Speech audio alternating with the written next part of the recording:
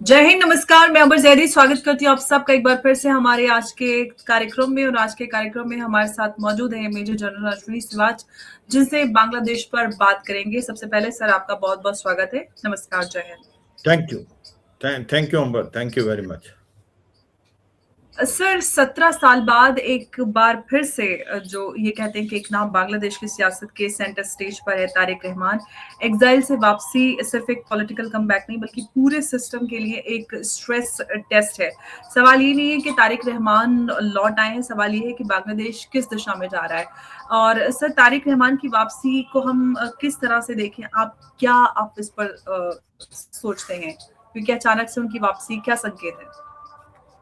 और देखो अंबर, एक सच्चाई है कि अभी इलेक्शन डिक्लेयर हो चुके हैं, 12 फरवरी को होंगे। तो ऐसे में बीएनपी एक बहुत स्ट्रॉन्ग कंटेंडर है, क्योंकि अवामी लीग को तो इन्होंने बैन कर दिया है। तो इसमें अगर कोई मेन पॉलिटिकल पार्टी है तो बीएनपी है। इसके अलावा जो दूसरी पार्टियां हैं वो जिहादी पार्टी हैं, जैसे कि एक प्रकार से आप ये कहें कि वो पार्टियां जो कि किसी समय में पाकिस्तान के साथ कंधे से कंधा मिला के लड़ी थी अपने लोगों के साथ ही। तो जमाते का तो यही है, जमाते की जो पार्टी है। और इसी प्रकार से आप ये अंसार इस्लाम देखें, ये भी ऐसी पार्टी। तो अब जो माहौल है, एक बहुत ही चर्निंग इफेक्ट हो रहा है बांग्लादेश में। रेडिकल एलिमेंट्स का रूप है, उनका दबदबा चल रहा है। और जो मोहम्मद यूनस हैं उसके कंट्रोल में चीजें नहीं हैं। वहाँ पर एंटी इंडिया सेंटीमेंट्स हैं, एंटी माइनॉरिटी सेंटीमेंट है, मीडिया के अगेंस्ट वायलेंस यूज किया जा रहा है। अवामी लीग के कैडर और बीएनपी के कैडर पे भी, स्पेशली जब से एक ऐसी सिचुएशन पैदा हुई है, क्योंकि जब उमर हादी को मारा गया है, जो कि एक प्रकार से ऐसे लीडर थे जो कि भारत के अगेंस्ट बोलते थे। अवामी लीग की जो शेख हसीना को गिराया था उसमें भी उन्होंने काफी योगदान दिया था। तो उसकी उंगलियां जो थी वो भारत की तरफ उठाई गई थी। तो ये सोची समझी साजिश के तहत था कि इनकलाब मंचा का जो ये लीडर है, इसको अगर मरवा दिया जाता है तो फिर स्थिति खराब होगी। और स्थिति खराब होगी तो इसके बाद ये मोहम्मद यूनस की गवर्नमेंट कह सकते हैं कि इलेक्शन नहीं हो सकते, लॉ एंड ऑर्डर की सिचुएशन ठीक नहीं है। और यही वो चाहते हैं, वो नहीं चाहते कि इलेक्शन हो। और यही पाकिस्तान की आईएसआई चाहती है, और यही जमात इस्लामी चाहती है। क्योंकि जमात इस्लामी जो है इतनी बड़ी पार्टी नहीं है बनी है कि वो इलेक्शन जीत पाए। तो अब जो बीएनपी है उसके कैडर को भी ये टारगेट कर रहे हैं, एक एंटी इंडिया सेंटीमेंट है। तो अब जब तारिक रहमान आए हैं, इसका क्या इम्पैक्ट होगा? देखो, तारिक रहमान जो हैं वो खालिदा जिया के लड़के हैं, जो पहले प्राइम मिनिस्टर रह चुकी, और जनरल जिया जो एक प्रकार प्रेसिडेंट थे, उनके भी लड़के हैं। और ये 17 साल एग्जाइल में थे यूनाइटेड किंगडम में, क्योंकि इसके ऊपर चार्जेस थे, करप्शन के भी थे, कुछ मनी लॉन्ड्रिंग के, कुछ अटेम्प्ट टू मर्डर था, मगर वो चार्जेस अब ड्रॉप हो गए हैं। अब वो जब आए हैं तो बीएनपी के कैडर में लगता है खुशी की लहर दौड़ी है, वो रिवेटलाइज होंगे। और ये एक प्रकार से ऐसा लगता है कि इलेक्शन अगर होते हैं फरवरी में तो बीएनपी के चांसेस ज़्यादा हैं कि वो जीत के आए, पार्टी गवर्नमेंट बनाए। और ऐसे में जो तारिक रहमान है वो प्राइम मिनिस्टर कैंडिडेट नजर आ रहे हैं। तो ये सारा बदलाव चर्निंग इफेक्ट है जो बांग्लादेश में हो रहा है, कि 3-4 पिलर हैं जो इम्पोर्टेंट हैं। एक कि आजकल रेडिकल एलिमेंट्स वहाँ पर रूट कर रहे हैं, पाकिस्तान की आईएसआई ने पैर जमा लिए हैं, और इसी प्रकार चीन भी अपने फुटप्रिंट्स वहाँ पर बढ़ा रहा है। एंटी इंडिया सेंटीमेंट बहुत ज़्यादा है, माइनॉरिटीज़ को टारगेट किया जा रहा है, मीडिया को टारगेट किया जा रहा है, अवामी लीग और कहीं ना कहीं बीएनपी के कैडर को भी टारगेट किया जा रहा है। तो ऐसे में अभी तारिक रहमान जब आते हैं तो एक पूरा का पूरा सिनेरियो चेंज होगा। मगर ये भी है, तारिक रहमान की को बड़ा चौकन्ना रहना पड़ेगा, क्योंकि उसकी सिक्योरिटी एक बहुत बड़ा कंसर्न होगा। कि पाकिस्तान का तो आपको पता ही है कि उसका कैसे पास्ट हिस्ट्री रही है। उन्होंने तो जो भुट्टो, बेगम भुट्टो थी, उसको भी नहीं छोड़ा था। तो ऐसे में ये है कि एक नया पहलू आएगा। अब देखते हैं कि किस करवट ऊँट पेटता है। मगर वाकई इसके आने से बीएनपी कैडर में एक लहर दौड़ी है, वो रिवेटलाइज हुए हैं, और उसके चांसेस बढ़ जाएंगे इलेक्शन जीतने के। या जी। सर तो जो हम तारिक रहमान की वापसी की बात करते हैं तो क्या बीएनपी वर्कर्स को एनर्जाइज वो तो नजर आ रहे हैं, लेकिन तारिक रहमान उनको या फिर कहीं पार्टी को ग्राउंड रियलिटी पर यूनाइट कर पाएंगे? और जो इंटरनल जो फैक्शनलिज्म है वो क्या फिर से शुरू होगा या सर उठाएगा? और साथ ही जो यंग वोटर्स हैं उनको हम स्ट्रीट्स पे जो प्रोटेस्ट करते हुए देख रहे हैं, उनके लिए तारिक रहमान किस तरह का मैसेज है, क्या बदलाव उनके लिए लेकर आ रहे हैं, जिस तरह की चीजें होती नहीं है, या फिर पास्ट बर्डन उनके ऊपर होगा? और साथ ही जो बांग्लादेश की पॉलिटिक्स में अब एक बार फिर से हम डायनेस्टी वर्सेस हम जो स्ट्रीट पावर है वो विटनेस करेंगे। हाँ, देखो एक सच्चाई है कि आज की तारीख में अगर इलेक्शन फेयर, फ्री और इंक्लूसिव होते और अवामी लीग की पार्टी को भी मौका मिलता, तो अवामी लीग अभी भी बहुत बड़ी दस्ता है, उसकी बेस काफ़ी है। और उसके बाद अगर किसी पार्टी की है वो बीएनपी की। हो सकता है अभी बीएनपी की टक्कर वाली बात हो अवामी लीग पे, क्योंकि अभी अवामी लीग का काडर काफ़ी डिमोरलाइज है। हाँ, ये सच्चाई है बीएनपी का जो आपने इशारा किया कि इनके बीच के अंदर भी फ्रैक्शनबाजी है, ग्रुप्स हैं, उनको इकट्ठा लेना एक चैलेंज होगा तारिक रहमान के लिए। उनको कैसे एनर्जाइज किया है, कैसे उनका मोरल हाई किया जाए, कैसे वो यूनाइटेड रहें, ये तो वाकई बिल्कुल चैलेंज होगा उनका। और वो पूरी कोशिश करेंगे, क्योंकि अभी जो पॉलिटिकल सिनेरियो है, अगर आप देखें इकोसिस्टम को, उसमें जब अवामी लीग तो पार्टिसिपेट कर ही नहीं रहा, तो अब जमात इस्लामी या नेशनल सिटीजन पार्टी का मुकाबला है आपका जो बीएनपी का, बांग्लादेश नेशनल पार्टी का। तो ऐसे में बांग्लादेश नेशनल पार्टी का जो पलड़ा भारी नजर आ रहा है। मगर हाँ, ये सच्चाई है, चैलेंजेस हैं, उन अपनी कार्डर्स को साथ लेना, उनको एनर्जाइज करना, उनके अंदर एक प्रकार आग फूकना, ये चैलेंजेस उसको रहेंगे। मगर मुझे लगता है कि बीएनपी के अगर इलेक्शन फेयर एंड फ्री होते हैं, इंक्लूसिव तो नहीं है क्योंकि अवामी लीग हिस्सा नहीं ले रही, मगर अगर इसी हालात में भी फेयर एंड फ्री होते हैं तो बीएनपी का बहुत ज्यादा चांस है कि वो चुन के आए आने वाले टाइम में अंबर। सर तारिक रहमान को जो है वो जो रेडिकल इस्लामिक ग्रुप है उनसे थ्रेट बताया जा रहा है, लेकिन असली सवाल ये है कि जो रेडिकल्स हैं उनको पॉलिटिकल वैक्यूम का फायदा कौन दे रहा है? और साथ ही जो जमात और अंसार इस्लाम है, इस तरह के जो ग्रुप हैं, उनका जो इन्फ्लुएंस बढ़ाने पर स्टेट जो है वो क्यों चुप और खामोशी से देख रही है? क्योंकि हमने देखा जो उस्मान हादी की हत्या हुई उसके बाद नमाज जनाजा, हमने देखा क्राउड मोबिलाइजेशन, पार्लियामेंट की तरफ घेराव, और कहीं ना कहीं स्टेट तो खामोश है सर। देखो स्टेट खामोश इसलिए क्योंकि ऐसा लगता है कि स्टेट के हाथ इन्वॉल्व है, क्योंकि स्टेट चाहती है कि कहीं ना कहीं इलेक्शन पोस्टपोन हो और मोहम्मद यूनुस सीट पर रहना चाहते हैं। अगर इलेक्शन पोस्टपोन करना है तो पहले दिखाना पड़ेगा कि इंटरनल सिचुएशन काबू से बाहर है, कि यहाँ पर लॉ एंड ऑर्डर की तकलीफ है। उसकी सबसे इम्पोर्टेंट चीज़ उन्होंने एक मोहरा सेलेक्ट किया कि जो ओमान अपना हाडी था, इसको मार के, क्योंकि ये एक पॉपुलर लीडर था और ये इनकलाब मंचा का बहुत प्रोमिनेंट लीडर भी था और इसने एंटी इंडिया सेंटीमेंट भी थे। तो सबको पता था कि यही शेख हसीना की गवर्नमेंट को गिराने में एक बहुत बड़ा अहम रोल प्ले किया। अगर इसको मार दिया जाएगा तो इसकी सच्चाई है कि इसके लिए उंगली भारत की तरफ उठेगी, भारत के लिए एंटी इंडिया सेंटीमेंट आएंगे, लॉ एंड ऑर्डर की सिचुएशन खराब होगी। तो ये पाकिस्तान की आईएसआई जमात इस्लामी ने मिलकर कराया है और कहीं ना कहीं गवर्नमेंट का भी हाथ हो सकता है, इसमें कोई शक नहीं। क्योंकि अब सिचुएशन काफ़ी फ्रजाइल है, दंगे हो रहे हैं, अभी तक रुकने का नाम नहीं ले रहे और वहाँ पर आरएसएन कर रहे हैं जो मॉब, वहाँ पर लोगों को मारा जा रहा है, माइनॉरिटीज को, मीडिया को। तो ऐसे में मुझे लगता है एक ऐसा माहौल पैदा करने की कोशिश कर रही है यूनुस की एडमिनिस्ट्रेशन कि भाई सिचुएशन काबू से बाहर, इलेक्शन साइड टाइम पे ना हो, ऐसा लगता है। क्योंकि अगर आप देखें कि इस इंटरिम गवर्नमेंट का जो होम मिनिस्ट्री में एडवाइजर थे उसने रिजाइन कर दिया कल, तो अब सिचुएशन धीरे धीरे खराब होती जा रही है और इसकी वजह है पाकिस्तान की आईएसआई ने पैर जमा ली है। वो जमाते इस्लामी के साथ मिलकर रेडिकल कर दिया, अंसार इस्लाम के साथ एक माहौल पैदा हो गया है इस्लाम रेडिकलाइजेशन का।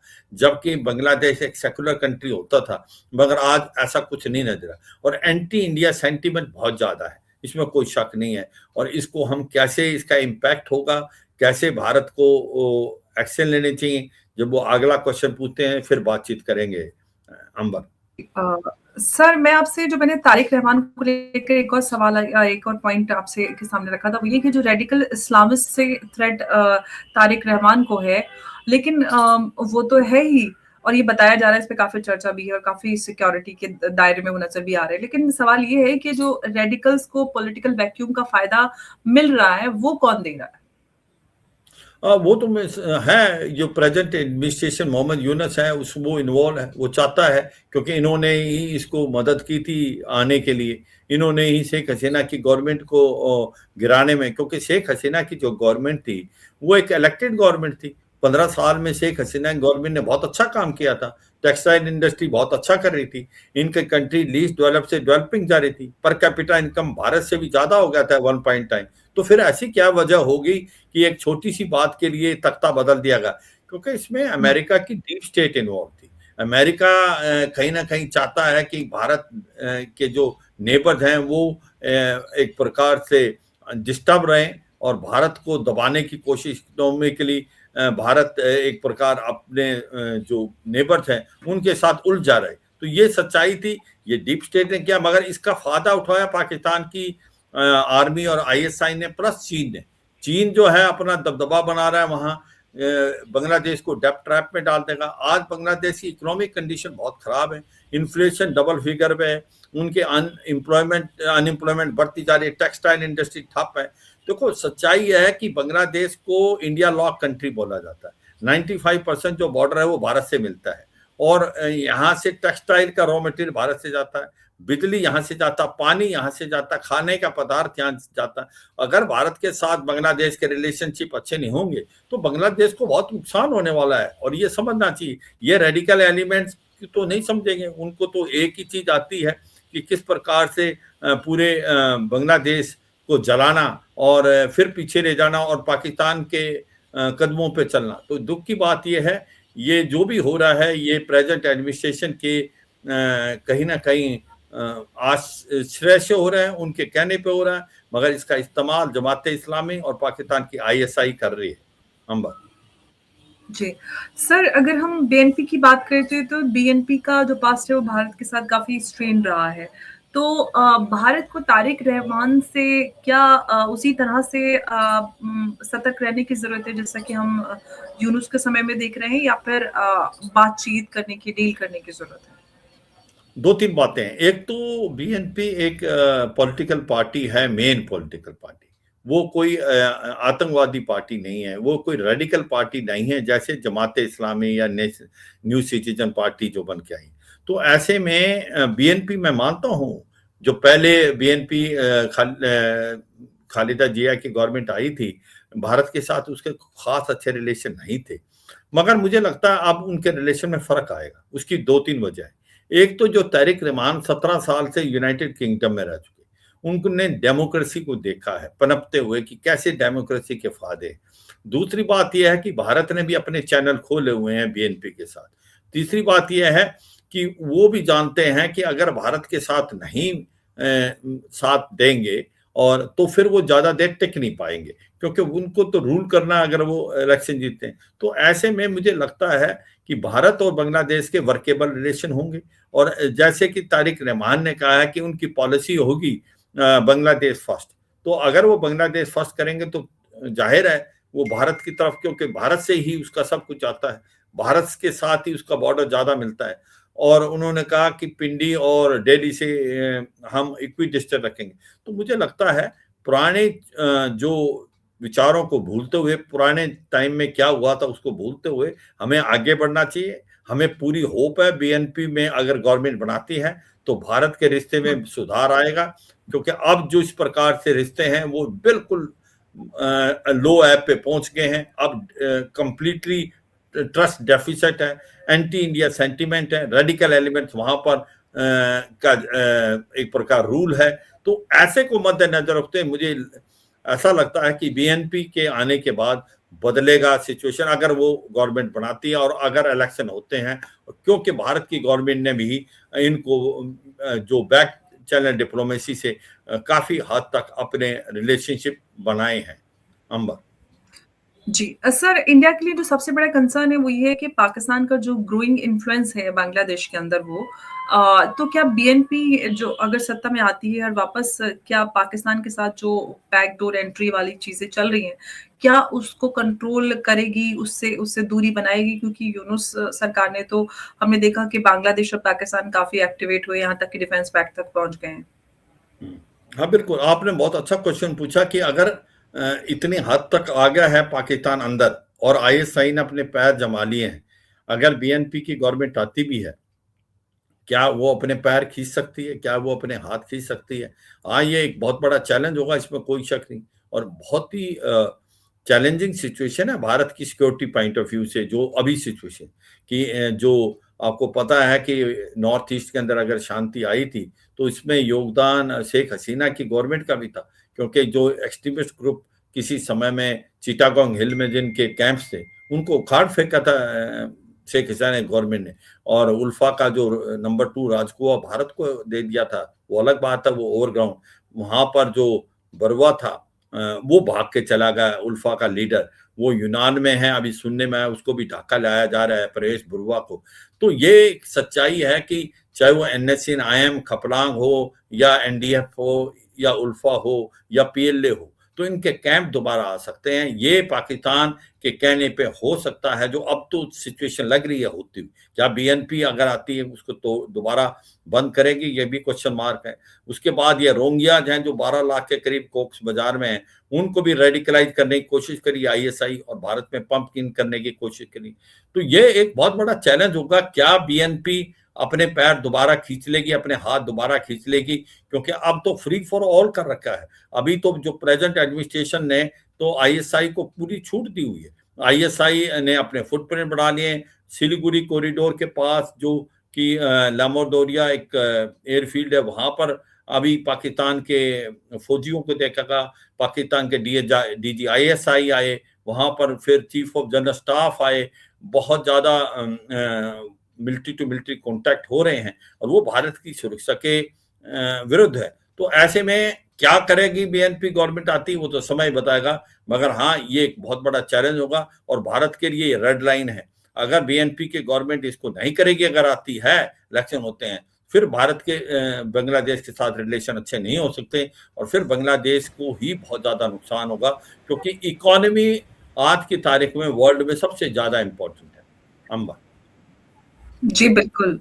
बिल्कुल, और ये तो सबसे बड़ा प्रश्न रहेगा और जियोपॉलिटिकल प्रेशर बांग्लादेश पर रहेगा, क्या उसमें वो पाकिस्तान और इंडिया राइवलरी का बैटल ग्राउंड बनाएगा या खुद को स्टेबल करेगा? लेकिन सर, असली सवाल ये है कि तारिक रहमान बांग्लादेश को कंट्रोल डेमोक्रेसी की तरफ ले जा पाएंगे या फिर इंस्टेबिलिटी के दौर में एक टेम्परेरी सेवियर बनकर ही रह जाएंगे? देखो, मुझे लगता है कि वो कोशिश करेंगे, क्योंकि उन वो 17 साल में बड़ा माइंडसेट हो जाता है। उसने यूनाइटेड किंगडम की डेमोक्रेसी को देखा है, उसने देखा कि डेमोक्रेसी के क्या क्या फायदे हैं, क्या फ्रूट्स हैं आने वाले टाइम में। हाँ, अभी तो रेडिकल एलिमेंट्स हैं, इतना आसानी से तो कंट्रोल नहीं होंगे, मगर धीरे धीरे अगर कोई कर सकता है, कोई पॉलिटिकल पार्टी कर सकती है, तो या तो वो अवामी लीग है या वो बीएनपी है, जो मेन पॉलिटिकल पार्टी है। अवामी लीग तो इलेक्शन लड़ नहीं रही क्योंकि उसको बैन कर दिया, तो ऐसे में बीएनपी ही कर सकती है। अगर बीएनपी को मालूम है उसको भारत से अच्छे रिलेशन रखेगा, तो उसको इनका काबू करना पड़ेगा। भारत से अच्छे रिलेशन नहीं रखेगा तो उसकी इकोनॉमी डगमगा जाएगी। अगर वो ओवर डिपेंडेंट होता है चीन के ऊपर, तो वो डेब्ट ट्रैप में आ जाएगा। जैसे कि कुछ देश है, पाकिस्तान खुद डेब्ट ट्रैप में है, तो उसको ये पता है कि भाई अगर उसकी एक डेमोक्रेसी को सर्वाइव करना है, लीस्ट डेवलप कंट्री से डेवलपिंग में जाना है, टेक्सटाइल इंडस्ट्री को दोबारा रिवाइव करना है, तो उसका एक प्रकार से इंपॉर्टेंट है कि उसके भारत से रिलेशन अच्छे हों। अगर भारत से अच्छे रिलेशन है तो उनको काबू करना पड़ेगा, इन जिहादियों को, ये रेडिकल एलिमेंट्स को, और पाकिस्तान की आईएसआई को भी काबू करना पड़ेगा। अगर वो नहीं कर पाए तो फिर रिलेशन इंप्रूव नहीं होंगे, फिर बांग्लादेश एक प्रॉब्लम से दूसरी प्रॉब्लम में जाएगा। फिर बांग्लादेश के अंदर मुझे लगता है कि सिचुएशन ठीक होना बहुत टाइम लगेगा। अंबर। जी, बिल्कुल। और बांग्लादेश जिस हालत में नज़र आ रहा है, ऐसे में तारिक रहमान जो है, उनकी वापसी जो है एक लीडर की होम कमिंग नहीं, बल्कि ये कहना चाहिए कि एक नेशन जो है, वो क्रॉस रोड मोमेंट पर है, और एक तरफ डेमोक्रेसी का चांस है और दूसरी तरफ जो रेडिकल कैप्चर है, वो उसका रस। तो इंटरिम गवर्नमेंट जो है, उसकी नीयत, सिक्योरिटी नैरेटिव का मिसयूज़ और फॉरेन इन्फ्लुएंस, ये सारी चीज़ें हैं, ये सब मिलकर बांग्लादेश का फ्यूचर जो है, उसका जो एक ब्लूप्रिंट है, वो लिखा जा रहा है। अब सवाल ये है कि बीएनपी जो है, जीतेगी या हारेगी, लेकिन बांग्लादेश की जो पॉलिटिकल सॉवरेनिटी है, वो बच पाएगी या नहीं, वो सारा दारोमदार उसी पर है। सर, बहुत-बहुत धन्यवाद आपका हमारे साथ इस चर्चा में जुड़ने के लिए। नमस्कार, जय थैंक हिंद, यू, जय Bharat. Thank you Amber, thank you very much. जय हिंद।